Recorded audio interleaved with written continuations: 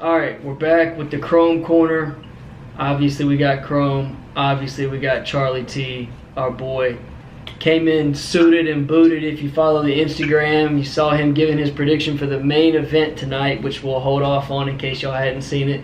We'll talk about it at the end of the video, as always, the main card, or the main fight, main event.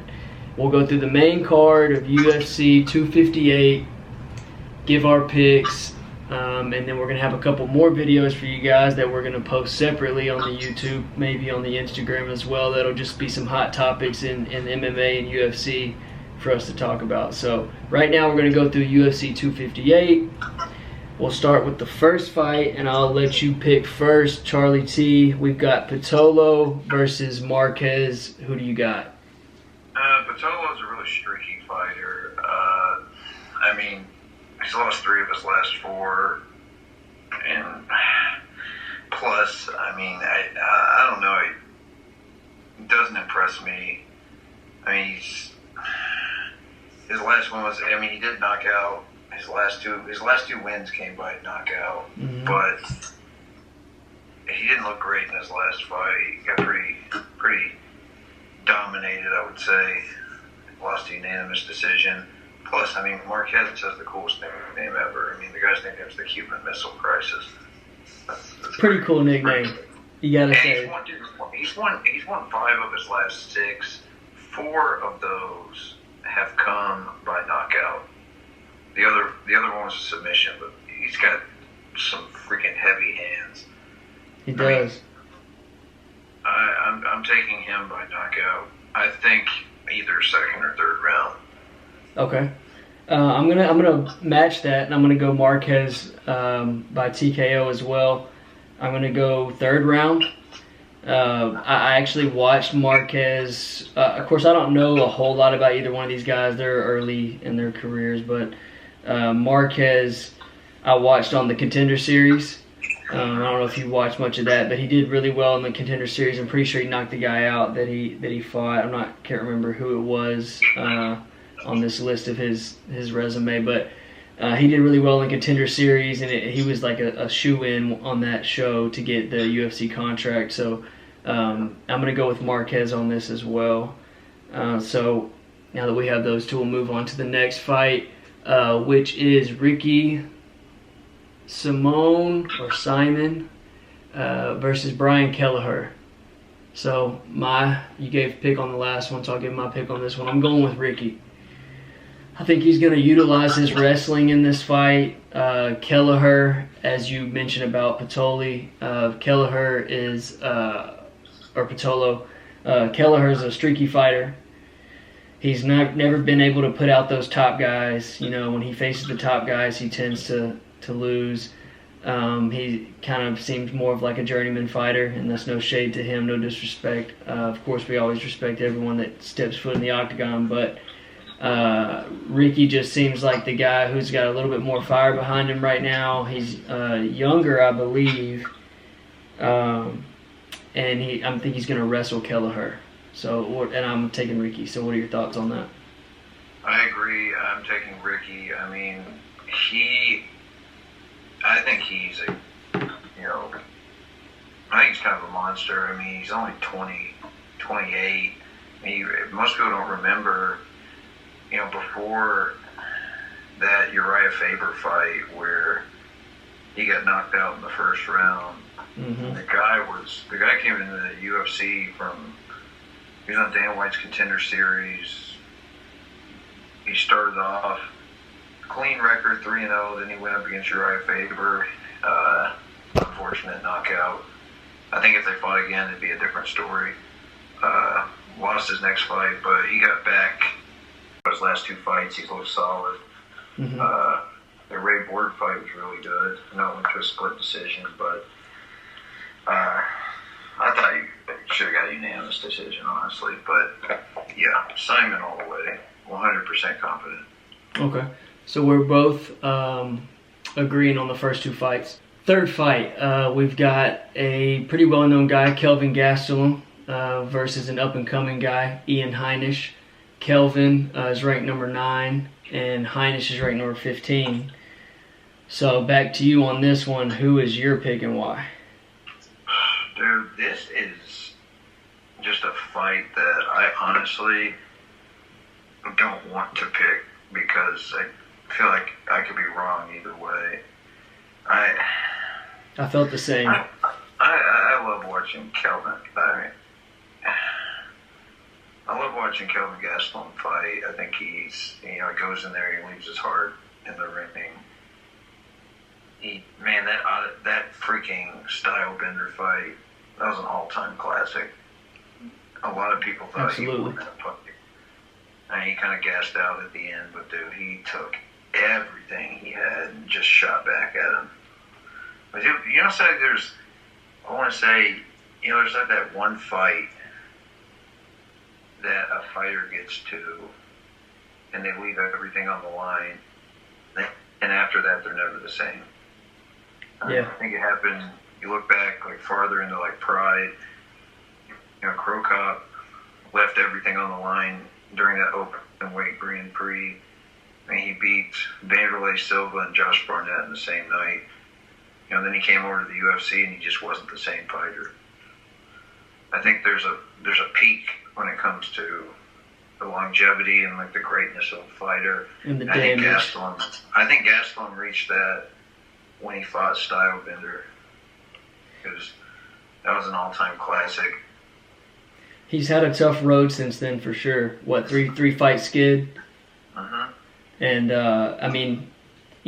everyone else has lost to Adesanya as well. So that's no shade thrown towards Gastelum. But like you said, sometimes those big battles that go back and forth where both guys are kind of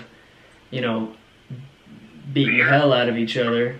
It takes a lot out of guys, and only it's rare for fighters to be able to take that and it not take something out of them, like you said, and them never be the same. A lot of times they're not the same after that. One of the guys that I'll say that I think is one of the few who was able to pass through something like that was a Poirier versus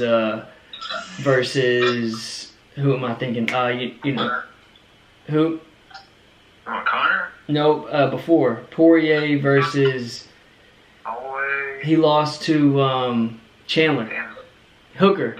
Yeah, Hooker Poirier. It seems like Hooker went the opposite way. Hooker, it doesn't seem, and he may not have what he had before. Poirier kept going, and that's rare. So I'm with you on that. So who do you pick though? Okay, I'm taking Gastelum, and I'll explain why. After he fought Stylebender, he lost to Darren Till, but it was a close split decision. Okay. His last Good fight with Hermanson, he got caught in a submission in the first round. Could happen to anybody. Yeah, heel hook, weird submission. Yeah. Fucking Anderson Silva got caught in a heel hook in Pride was it Rio Shonen? No one saw it coming, but it still happened. So you can't count that against him. I think he bounces back here and gets the win. I'm going unanimous decision. For Gastelum? Okay. Yeah. I'm going to go Gastelum as well.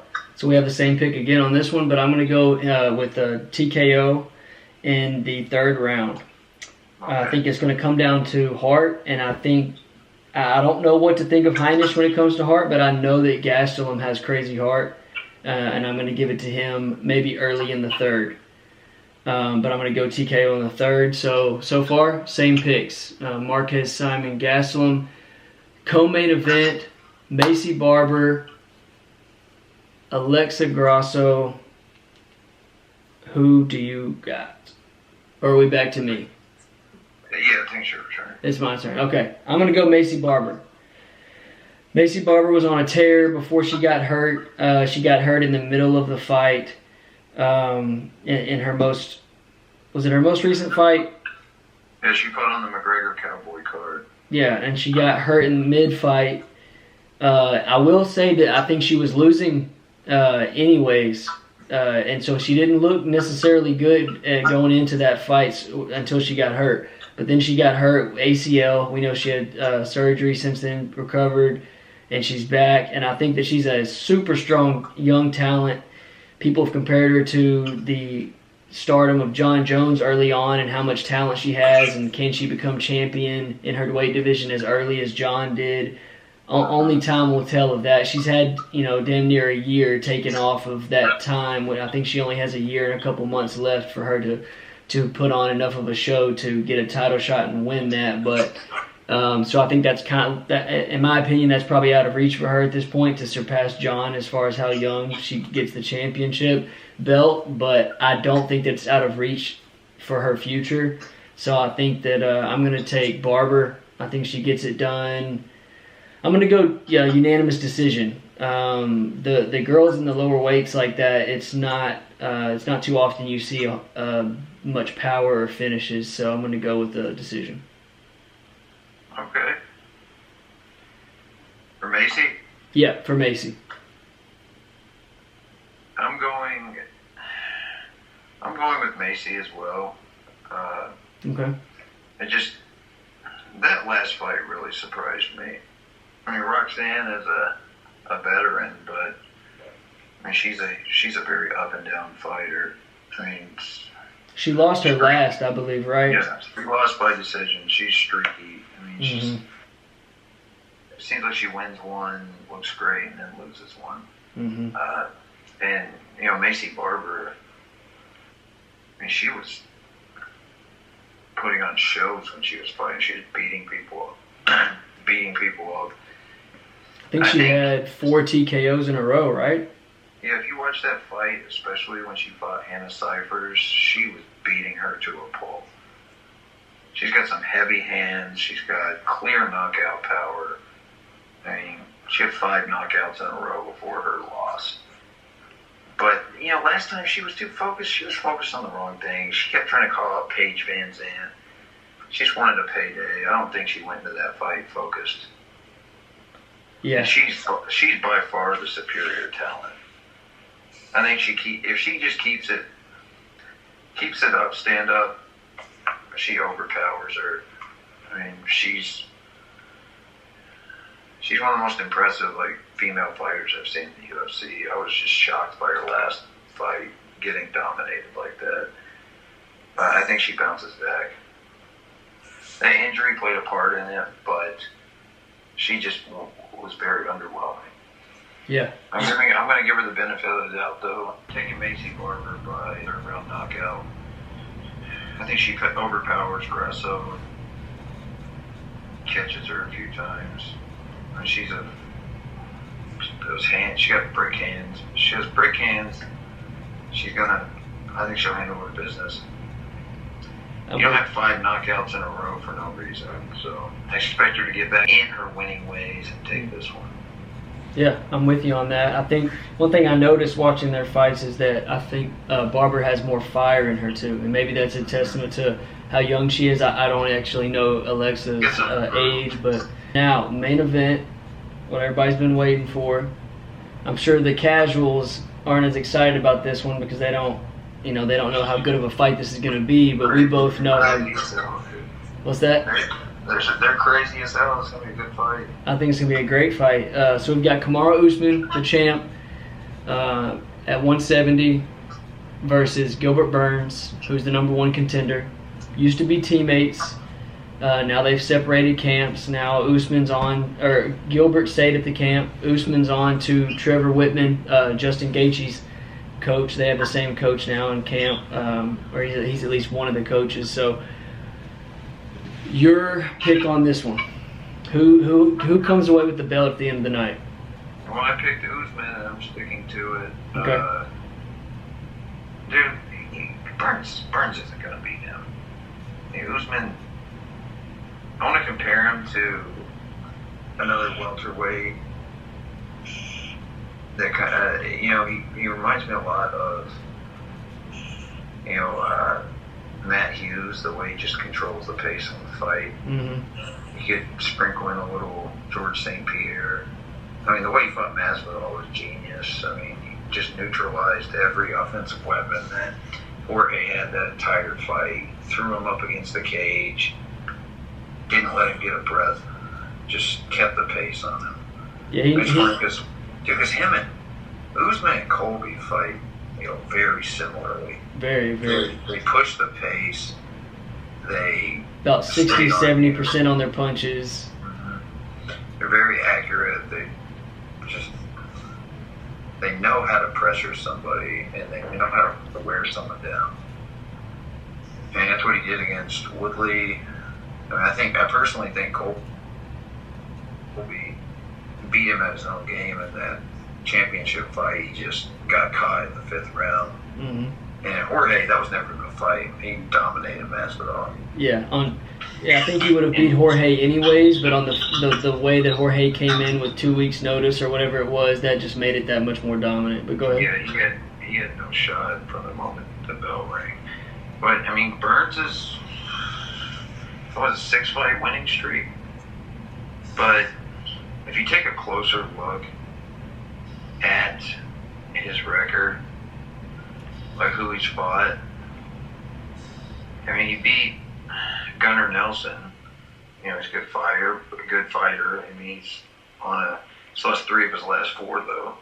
Mm-hmm. He beat Damian Maia, who was once a great fighter, but now I think he's like 44. Yeah, he's become kind of a gatekeeper, right?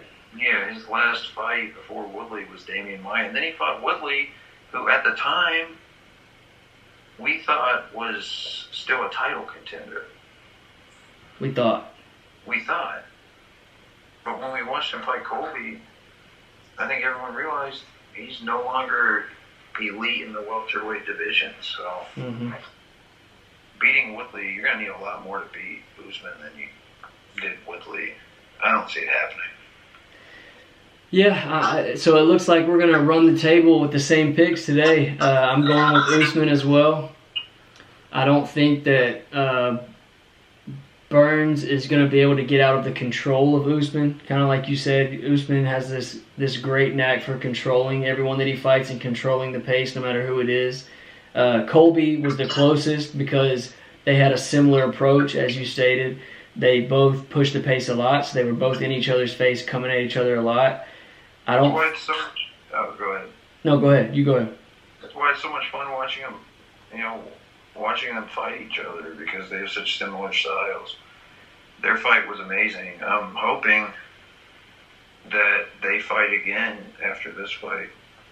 Yeah, it was very exciting. That's actually another topic that'll come up on our separate videos, the hot topics videos, where what is next for Colby, what's next for Usman after this fight, say he wins, and what's next for Jorge Masvidal. But we'll get into that in the next videos. I'm gonna go with Usman as well. I think he holds the belt at the end of the night, keeps it. I don't know what they do with Burns next. I think Burns will end up getting one of the losers of these other fights that are kind of being figured out: Leon Edwards, Jorge Masvidal, Colby Covington, etc. So I think that's where he'll fall, and maybe even lower. Who knows? Because we know Gilbert Burns is not a star. He's not going to draw in a lot of tickets. So unless you pair him with someone who is, he may get bumped down a little bit because that's not who the UFC is going to be hoping wins the championship title. Let's be honest. No, I mean, if he wins, it'll be like Woodley 2.0. They couldn't market Woodley to anyone. I mean, not saying Tyron Woodley's not a great fighter. He is, but he just didn't excite anybody. Nobody wanted to watch him fight. Yeah, I think it will be even worse. That's my opinion, and I don't want to disrespect Gilbert Burns, but one thing I do know about is marketing myself from social media, right? And I do see that Burns is a great fighter, but he's not great at marketing himself, or his agents are, one of the two. He's just not a star in the same way, in America at least. I can't speak for Brazil because I know he's from Brazil, but in the American market, I think even Woodley would have been a more marketable champion than a Gilbert. He's just not known. Like, if I was to ask my 10 closest friends, I guarantee a few of them are going to know Woodley, none of them are going to know Gilbert. You know what I'm saying? Yeah. Gilbert's just not a flashy, well-known fighter, but he goes in there and gets the job done. He earned this title shot. He did earn it, that's for sure, and we'll find out come tomorrow night. But that kind of wraps it up for the UFC 258. So we got our picks out there. Charlie T with the McGregor promo on IG. We'll have more of those for y'all soon. And we're gonna now in a separate videos for YouTube and possibly IG talk about some hot topics. Anything you want to leave them with, Charlie T? Well, if this whole thing about Colby and Jorge doing the Ultimate Fighter is for real, I'm hyped for it. I think it'll be awesome. And can't wait for that Bellator Grand Prix. The light heavyweight Grand Prix is going to be awesome. We got some great fighters in that. I agree on both of those accounts. And if y'all are interested in hearing more about that, maybe you check out these other videos we're going to hit soon. Check it out. That's it. Chrome Corner out.